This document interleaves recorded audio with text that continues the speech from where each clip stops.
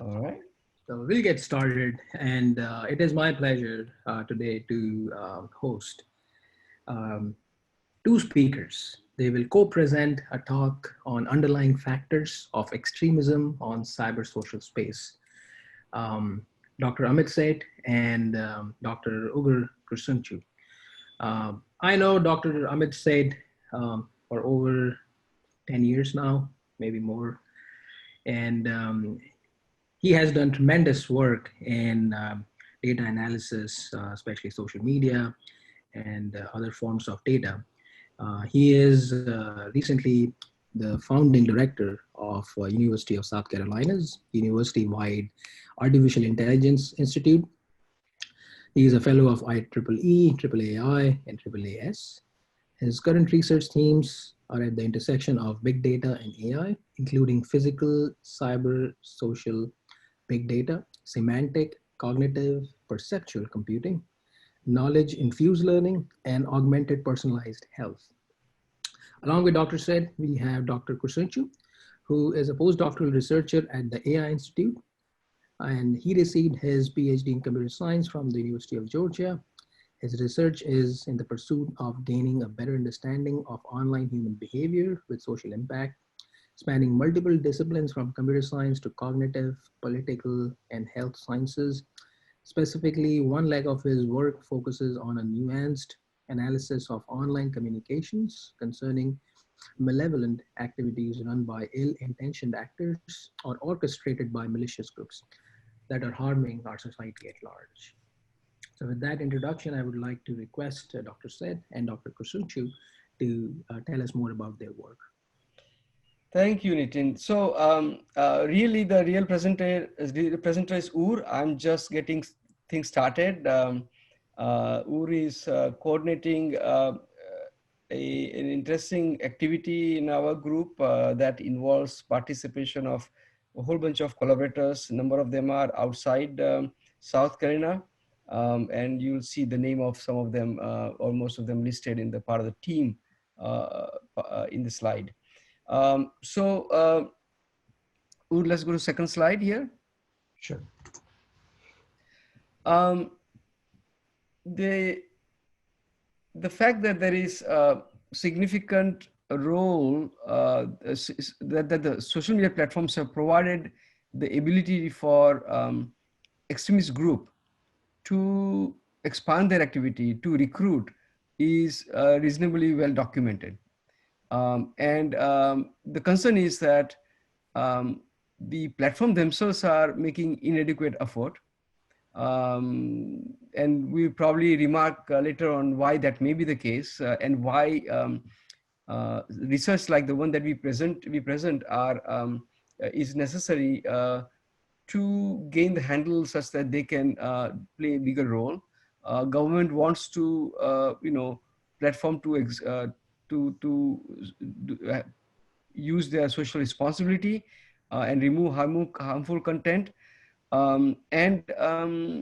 Recently I had the chance to give a talk. It's interesting.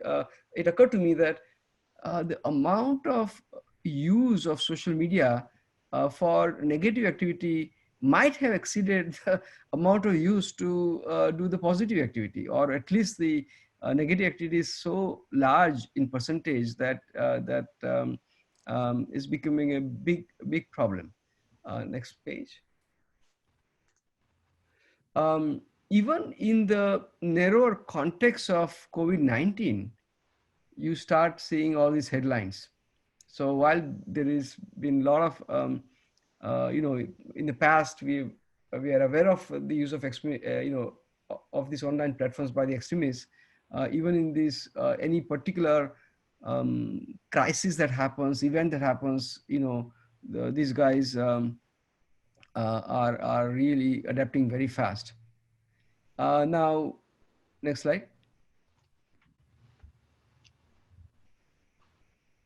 One of the best known example of misuse of social media platform has been this problem of the travelers. So around 1,000 Americans during this, time frame that is mentioned on the slide, And since 2011, 300 Americans have attempted to travel or have traveled to places incited by jihadists. The number for Europe is even much larger. And a good fraction of these people have been persuaded, inspired, and persuaded online. One of the best known example was this recruitment of 24-year-old Alabama student or college student who, after a year of interaction with recruiter, ISIS recruiter, chose to move to the state. Whilst he was self-taught about the religion, the extremist network and the recruiter help this person and similar persons to interpret the religion in the way to serve their nefarious cause. Now, in the work that we have pursued, and particularly in the work that Ugur is coordinating, here are some aspects I can identify. This is a multi-dimensional problem. So one aspect of this is that, say, jihad has different meaning in different contexts. People who are using it in the positive way in religion is very different than the abuse of this term or misinterpretation of this term by the jihadis. Understanding what that domain is very critical, as we will demonstrate to you, that it is not a problem that can be solved by the standard techniques, AI techniques or information retrieval techniques. That deeper understanding of the content and conversations is very important, and that requires you to really model domains. In our case, it will be religion, ideology, and violence. Understanding the users and modeling the users is also very important. Who is a recruiter, who is a follower, and what are the different stages of radicalization or of this process of persuading persuading somebody to this extremist cause. That is very important, and the whole process of understanding the persuasion is interesting, deep, and well thought out by those people who practice this.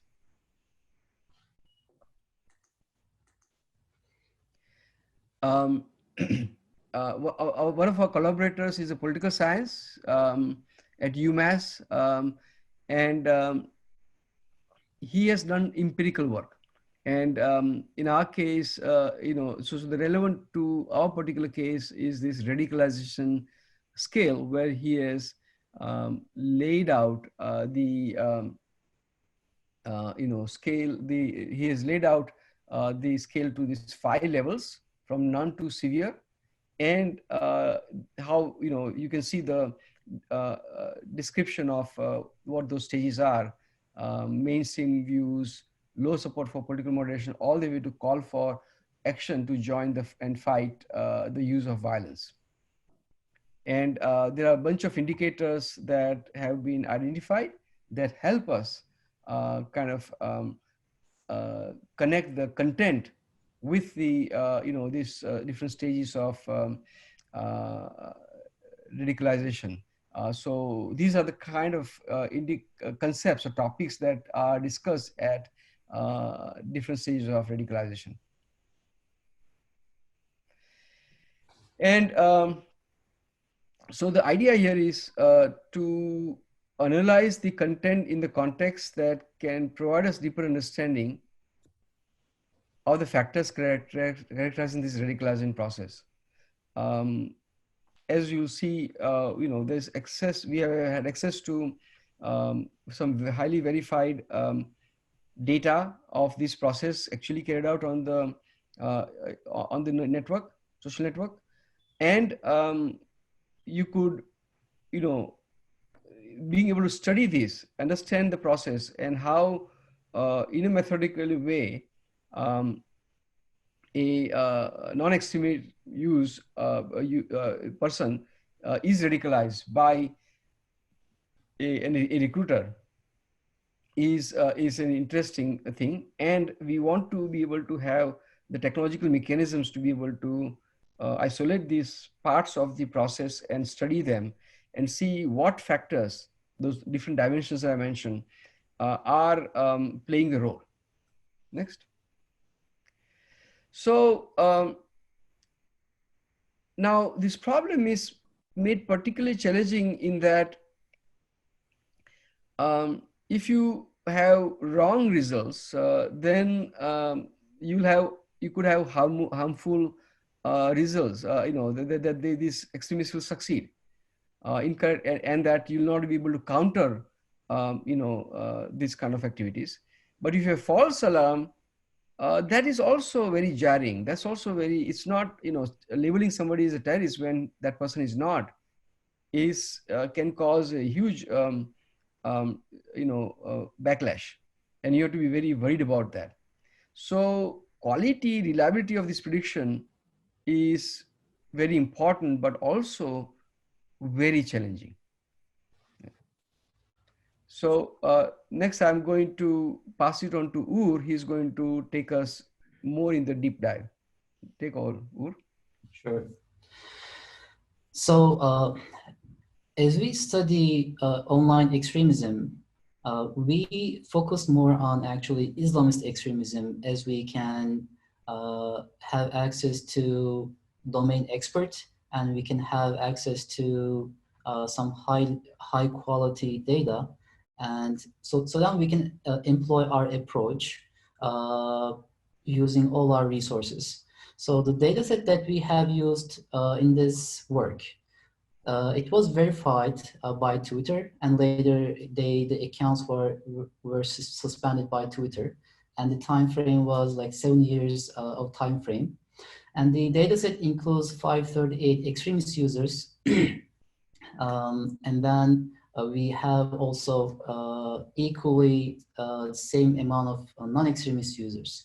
And the non-extremist users were specifically created from a corpus that contains Muslim users.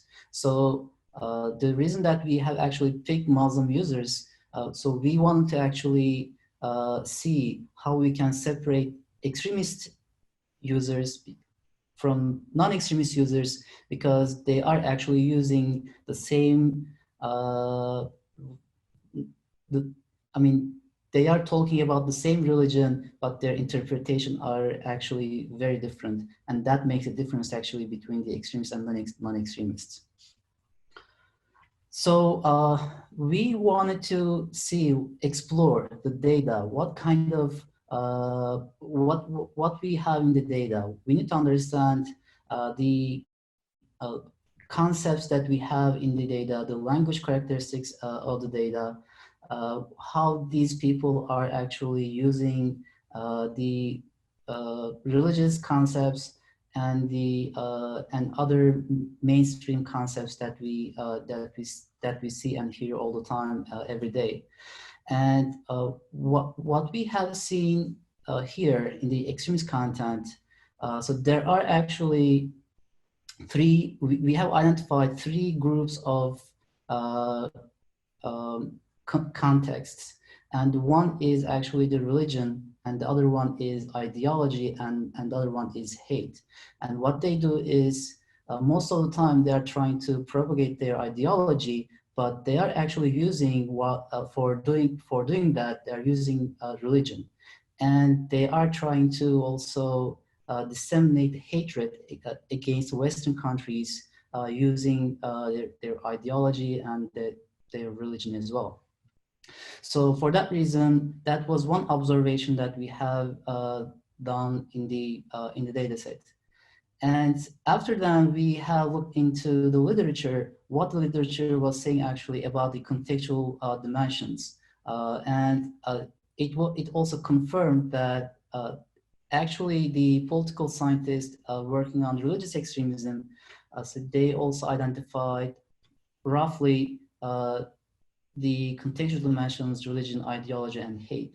And then we decided that we need to actually represent the data based on these different contexts of the content. So the reason that this is an important approach is the distribution of the prevalent terms might be actually different for each of the dimension, because as we know that some of the concepts that exist in the religion, so extremists are coming in and hijacking those mainstream concepts, and then that they twist the meaning, and then they actually assign some other meanings that is going to serve their ideology, and they are changing the meaning of these concepts actually. For example, the jihad is an important concept in the religious literature and the religious resources, but in the ideology, extremist ideology, jihad is also important, but the meaning is actually very, very different. And to be able to detect the extremist content and separate them from the non-extremist content, jihad is a very important concept. And we need to actually disambiguate this important concept from different meanings, so that we can actually represent this diagnostic term in our model based on their different meanings in different contexts. For example, the jihad might actually appear in tweets with different meanings. For example, some person, like non-extremist person, might actually use jihad as something that is going to like be a better person. And so he says, like, my jihad is always being kind. But on the other hand, another person is actually using jihad in the context of ideology, and it is actually saying that the nation of jihad and martyrdom. So jihad is a part of their ideological rhetoric. On the other hand, they are using jihad to disseminate hatred against the Western countries, or against their outgroup, or against their enemy. And they are using jihad for that purpose as well. And all these different, all the same concept, but different meanings, and it is challenging to differentiate these from each other. When we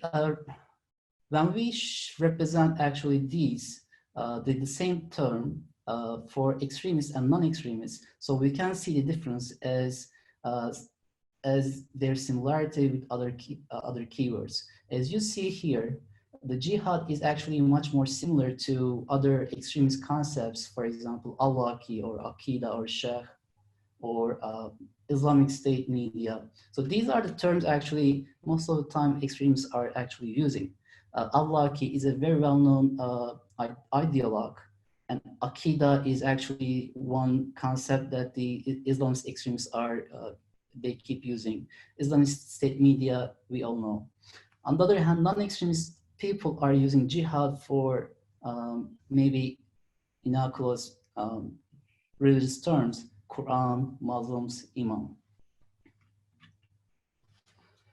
So to be able to make this differentiation, then we decided to create different contextual dimension models.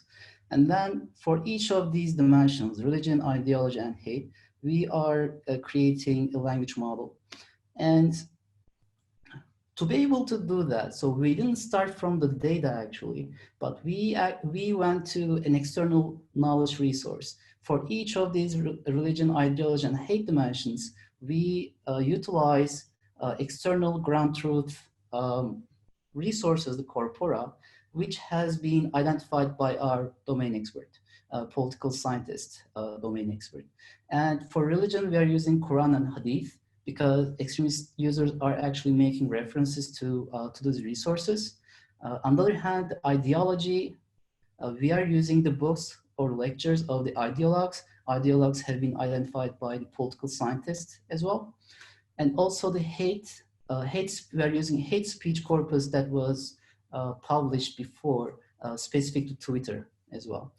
Since, so these are actually a kind of modular contextual dimensions. So this can be applied, this approach can be applied over many other social problems as well, as long as we identify the correct contextual dimensions. So how we create user representations, as we represent the words, so we create their representations based on their similarities with respect to their surrounding keywords, as well as the whole corpus. So for that reason, our solution is actually a distributional similarity-based representation. And we are doing that for each of the dimensions: religion, ideology, and hate. So after we generate representations, so we decided to just compare the extremist people with the non-extremist people, how actually similar they are and how dissimilar they are. And as we expected, so for religion, they are very similar, very strong similarity, because non-extremist people are Muslim people and they're using the religious language, and extremist people are same as well. Even though they are using actually the religious language in a different way, but there is strong similarity here. So that is very difficult to separate from each other for a language model. On the other hand, ideology, there is somewhat similarity, but not that similar. And for hate, actually it's not that similar at all, even though there are some similarities between some of the users. On the other hand, when we compare the extremist people within each other, it is interesting that we see for religion. So for religion, we were expecting actually still, we would see strong similarity between extremist users. But for religion, it is not actually the case. There is still strong similarity between extremist users most of the time, but there is a group of users in the x-axis, if you see, there's a group of users that are not similar at all with other users. So that is actually creating some suspicions that maybe in our extremist data set, there might be some outlier users who are labeled as extremists, but they may be actually non-extremist. So this is just suspicion for now, and then we carry on. For that, just making sure of the suspicion about the outlier, we actually create some visualizations for the extremist users. And what we see here is for each of the dimension, the ideology is blue, religion is green, and the hate is red. For the religion and hate, we are seeing actually a group of users, a circled clusters. They are very independent from the rest of the group, and they are actually similar and far from others. And there is a very small group as well for the ideology, but it's not that far compared to religion and hate. So that gives another signal actually that the extremist users may have some outliers.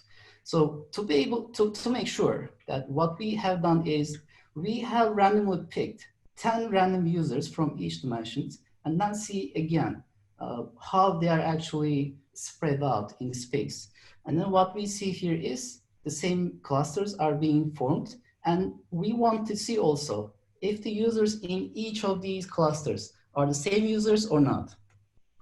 So repeatedly, we randomly select 10 users, and each time the same users were clustered actually separately and far from the rest of the group for religion and hate.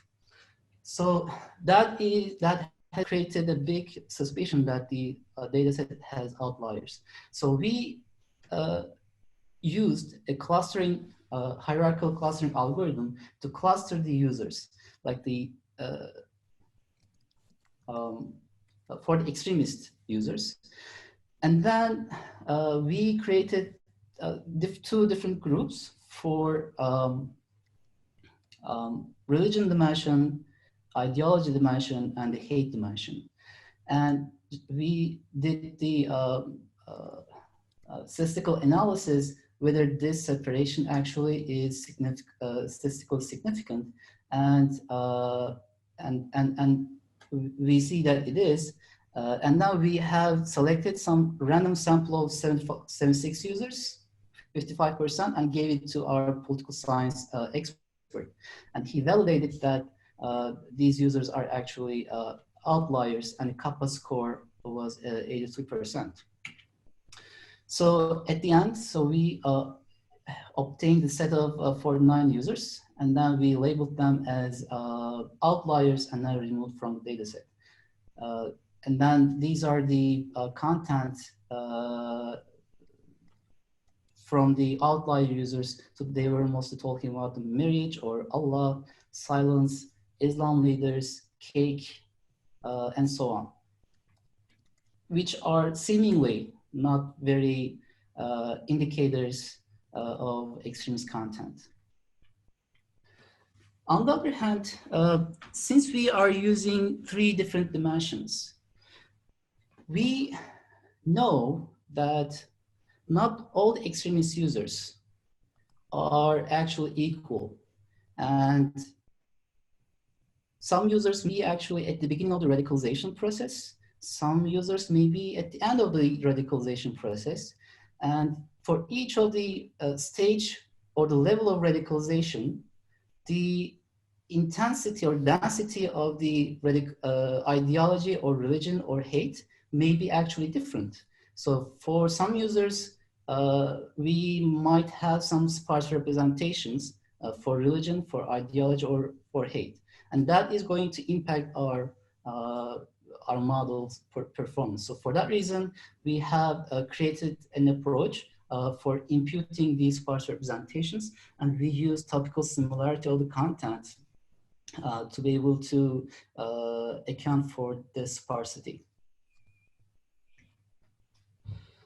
And after we created our models, so what we have seen is our tri-dimensional model. It performs best. As you see here, by the way, RIH, it stands for religion, ideology, and hate. And the reason that we are using precision is we want to emphasize the reduction in misclassification of non-extremist users. As Dr. Sheth actually pointed out before, we need to reduce false positives.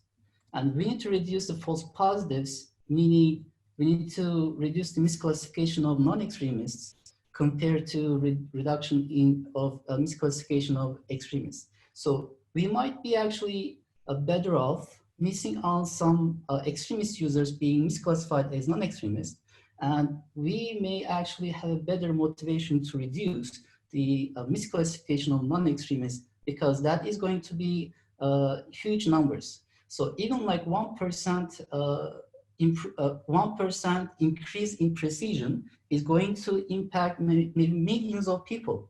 When you talk about like Muslim people in the world, so you can maybe talk about more than 1 billion people, and 1% of these people are going to be huge number. So on the other hand, the extremist people may be actually very minority, very small number, and we prefer actually precision as an evaluation metric for that reason. So for the tri-dimensional model, so it performs best for precision. On the other hand, for the bi-dimensional model with religion and hate, it is performing better than tri-dimensional for recall. So in that case, so we are actually planning to use a knowledge graph to be able to account for that particular trade-off. So based on the results that we have, what we have observed in this study is the domain-specific knowledge that we can incorporate in the model creation is quite critical, and it is improving actually improving the reduction of false alarms of the models. And it also reduces the likelihood of an unfair mistreatment of non-extremist individuals or any potential social discrimination. On the other hand, studying actually different dimensions, contextual dimensions, and how they are impacting the model performance. So what we have seen here is the extremist students potentially employ actually religion along with hate. Maybe this is a part of their hate tactic. So they are actually doing this purposefully. And it might be possible that they are justifying their hatred using religious rhetoric. On the other hand, each dimension plays different roles for each of the levels of radicalization, which was like 5 levels of radicalization. And the nuances in each of these radicalization is quite different, because each of the dimensions are actually playing different roles in each of them, and capturing these nuances in terms of linguistic or semantic characteristics. We can actually do this when we break this down into different dimensions. We can capture those nuances in a more granular way. And this is what we have done so far. We have more actually research that we are working on, how to better understand the factors of online extremism. And we are working more on actually other aspects of the radicalization process, how these people are able to perceive these people, and maybe another time we can talk more about other aspects as well. Thank you. Thank you, Dr. Sheth and Dr. Kursuncu, for your great presentation. This was very interesting, and I learned quite a bit from your presentation. Now we can open for question and answers from our participants. I can get it started. Ugur, can you go to slide 17? I had a very quick clarification question there.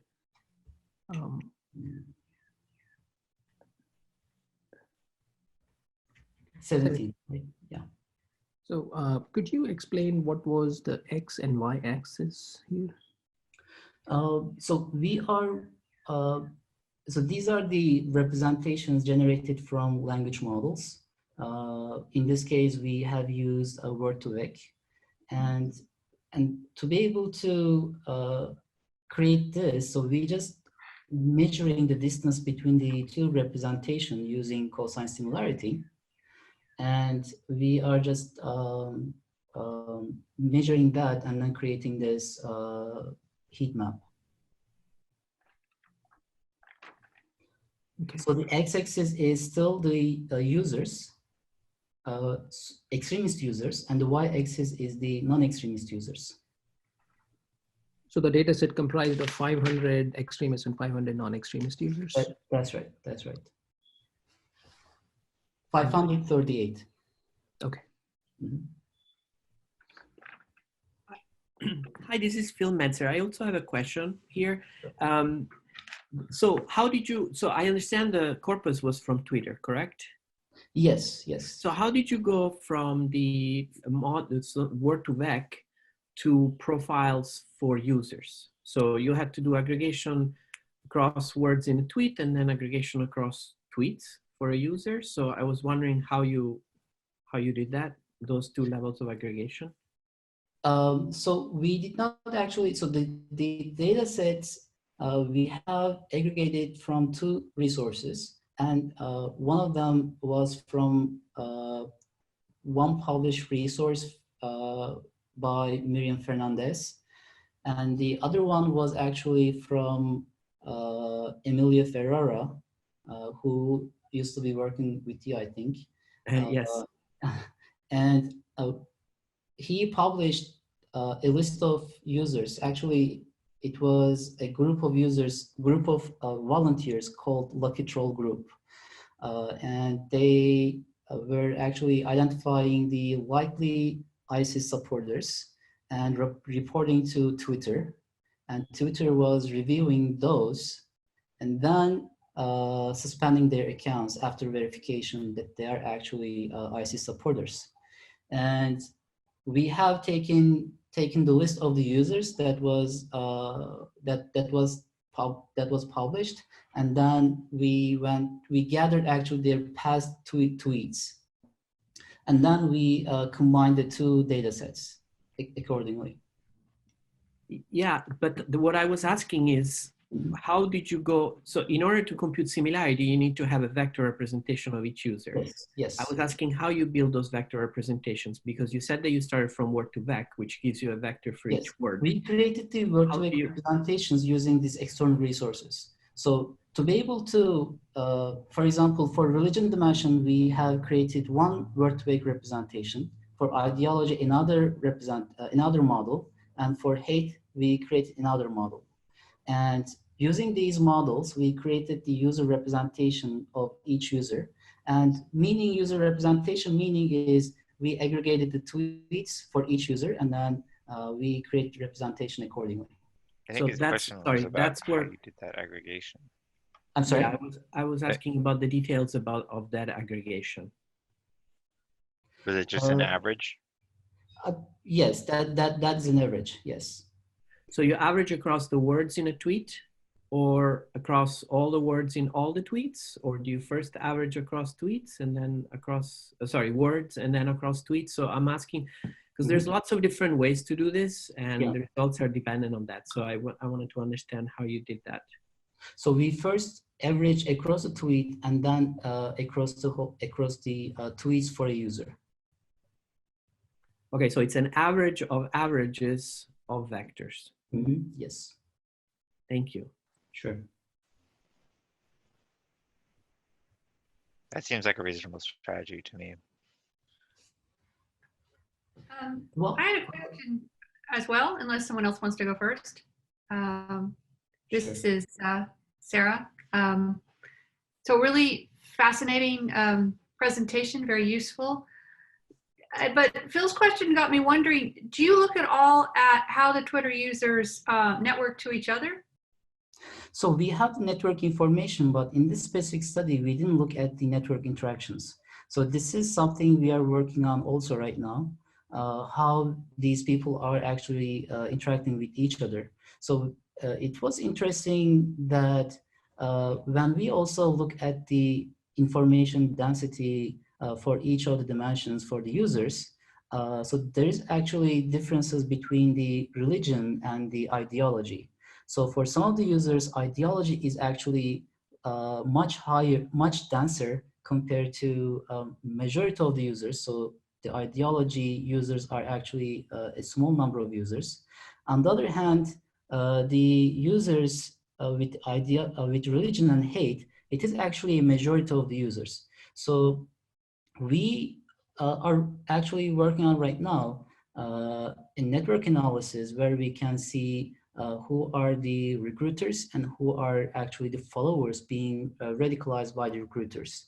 And so this is the information density was actually suggesting that there might be some group of users with trying to disseminate ideological content and disseminate to their followers that they are trying to radicalize.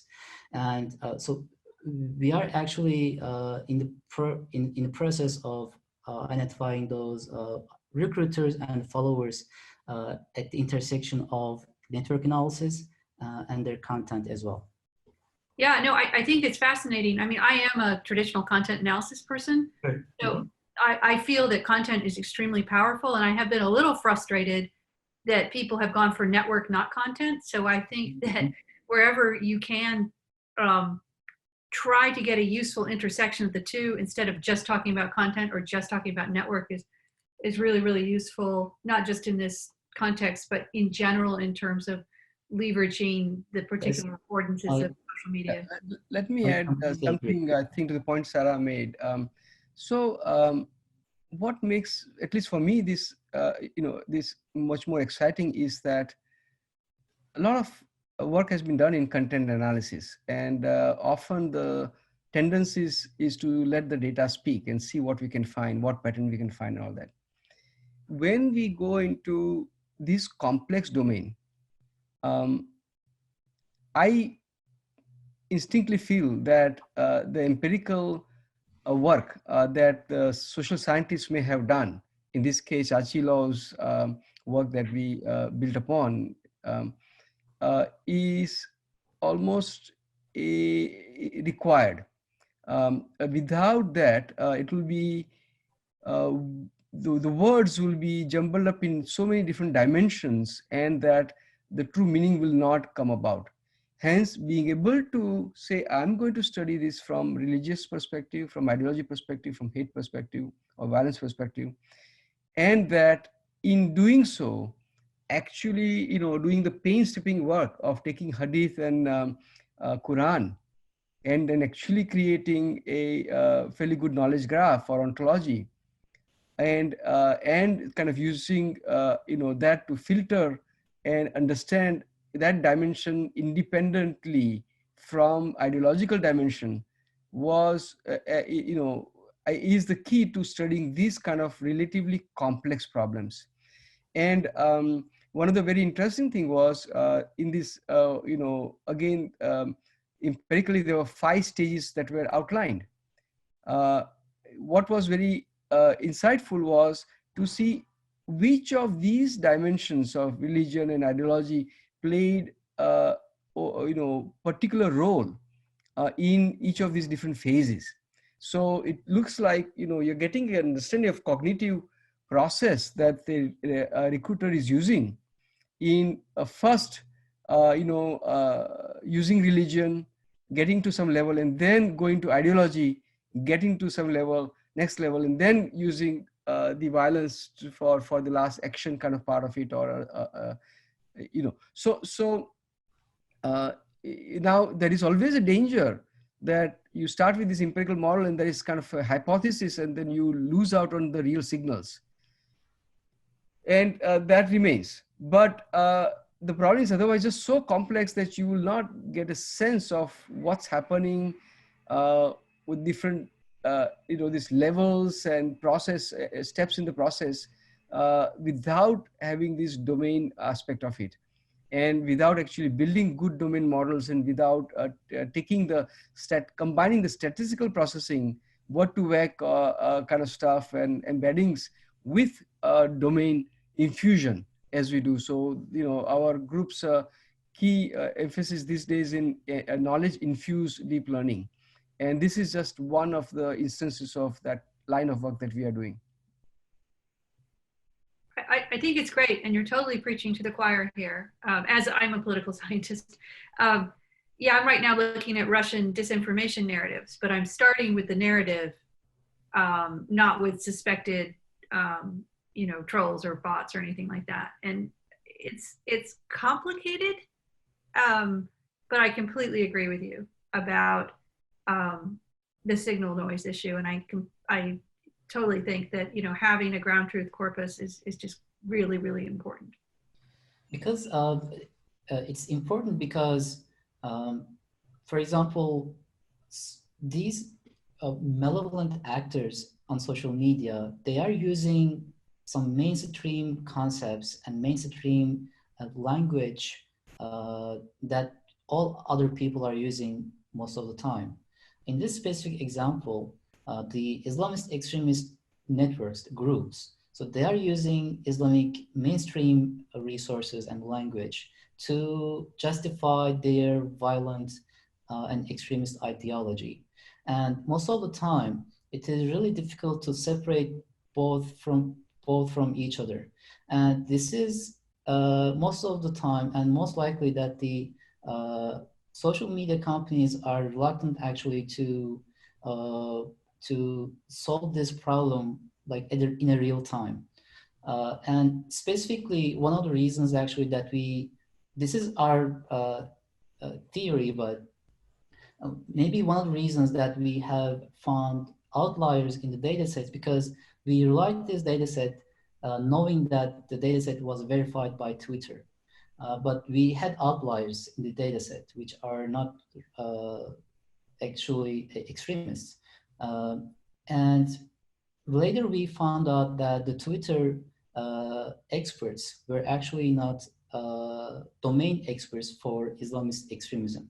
So they didn't know the domain knowledge with respect to religion or Islam, or specifically for Islamist extremist ideology. So it is very likely that they failed to separate the accounts that are actually extremists from non-extremists.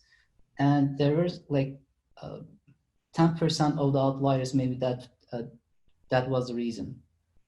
On the other hand, it is important to generate representations, the true representations based on their meanings with respect to these contexts, religion, ideology, and hate, because the very same concepts are going to be represented differently. For example, the vectors, the representations that we are going to generate over here for religion, the same concept for jihad is not going to be the same representation for ideology. It is going to be very different from each other. As I showed like in earlier slides, so over here, the same concepts are actually very similar to extremist concepts that we already know. And the other jihad representation was close to other concepts that we know that are not extremists, non-extremists. So this is actually how we can separate or disambiguate these concepts from each other. That is going to contribute a lot to the performance of the model, specifically reduction in false alarms. And once anyone wants to employ this kind of language model, they need to account for false alarm and their implications, because it is going to implicate millions of people. For that reason, this is significant. I have another question about the outliers. I was trying to figure out what might have led Twitter to make the mistakes, if indeed they were mistakes. And that made me think about the content that you used to find the user representation. So did you use only original tweets, or do you use also the content of retweets?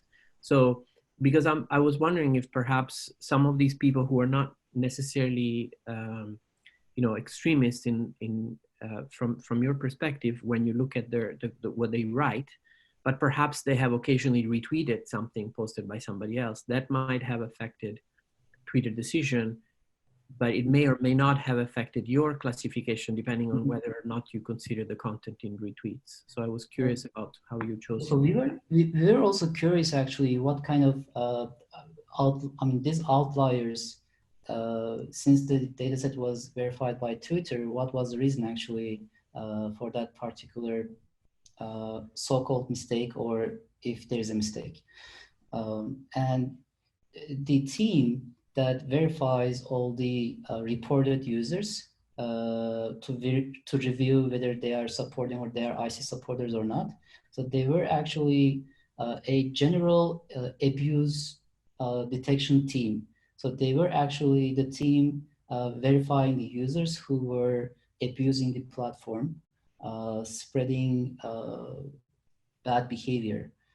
So that was actually, so they were, as far as we could find, so they were not trained specifically for this particular phenomena or Islamist extremism. I understand that, but did you use, I was curious about whether you use the content of retweeted tweets in your representation of the user. Yeah, so we used retweets. On the other hand, we needed to use retweet for each of the users to be able to have a full representation of that users, to be able to capture all of the linguistic behavior that they have.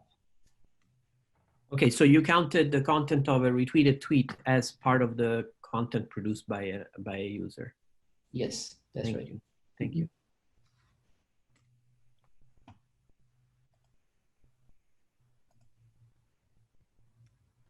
Okay, do we have any other questions? if there are no more, I have one more. I'm sorry. Go ahead, Phil. Go ahead. I missed the transition where you went from the similarity, so from the vector representation and calculating the similarity between users to where you moved into a classification task for which you calculate precision at the end. So how is the classification? How is the classifier model? How does it work? So we used random forest classifier, and the baseline that we were taking was using a naive Bayes classifier. So it was the state of the art.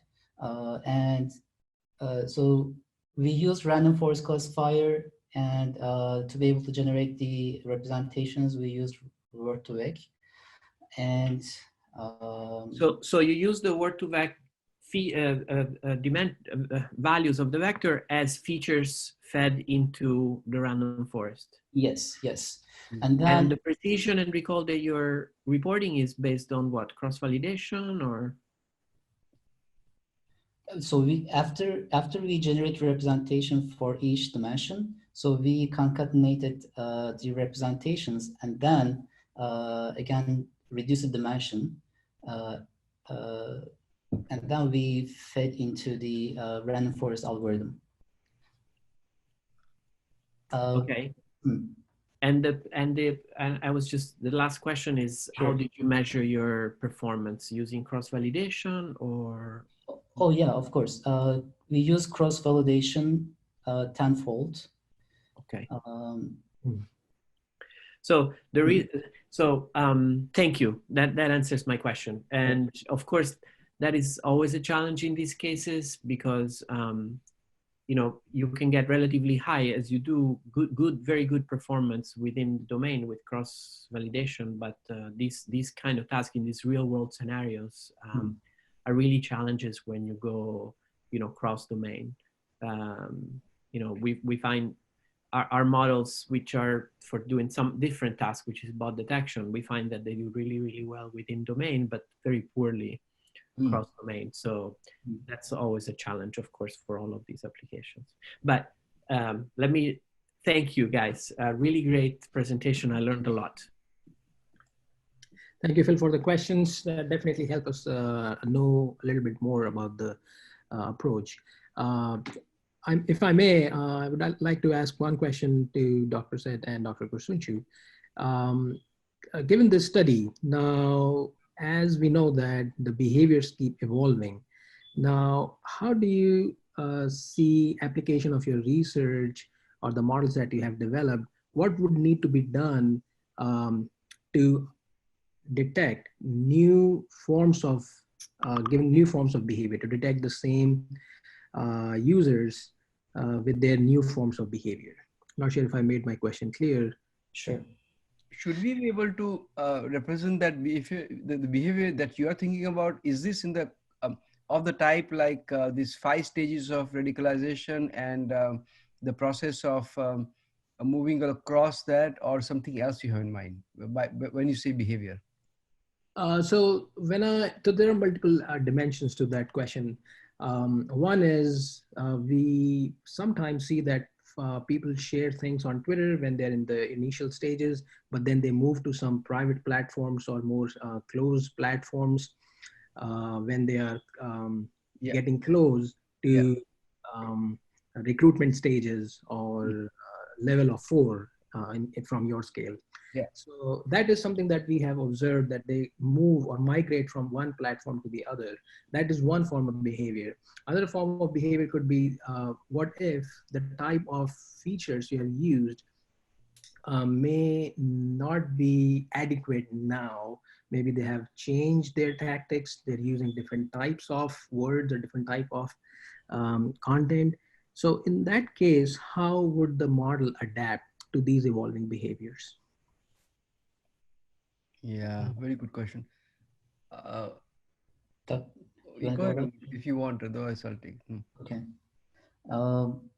So in this case, the external knowledge plays an important role, not being solely dependent on the data set.